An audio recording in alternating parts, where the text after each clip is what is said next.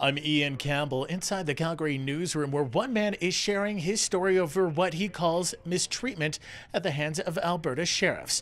John Hardman has now filed a human rights complaint over being allegedly harassed, detained, and hassled for trying to bring his PTSD service dog into the Calgary courthouse. Meet Dogosaurus Rex. She and her human John Hardman have been together for 8 years. It's only in the last 5, though, where she's acted in her new capacity. Hardman, a victim of violent crime, trained Rex as a post-traumatic stress disorder service dog.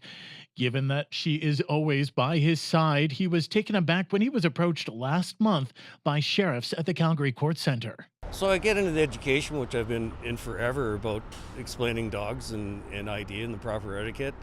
They wanted no part of it. Even to the point where I ended up producing my service dog certificate, I was still banned from coming in the courthouse.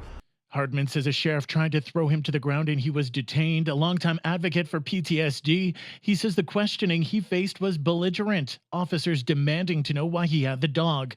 He tells me you wouldn't go to a person in a wheelchair and ask them how long they've been without the use of their legs. So to have the right of entitlement to go demand to show us our ID to prove our disabilities, like, so what? Because you have a policy.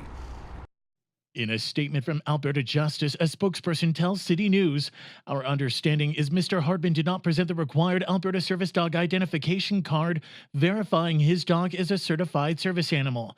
Mr. Hardman returned to the courthouse at a later date, and upon showing the proper identification card to police and sheriffs, he was let into the Calgary Court Centre with his dog." I was not let in the Calgary Court Centre. No, the first day I was not let in, even after showing my ID. The second time, I had a sergeant from Calgary CPS who has a picture of all my 3 IDs that I showed you.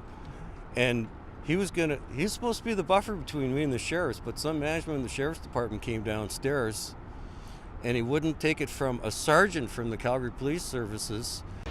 Hardman's letter is now off to the Alberta Human Rights Commission. He's hoping education will come out of this complaint, not only for the sheriffs, but the public as a whole. Ian Campbell, City News, Calgary.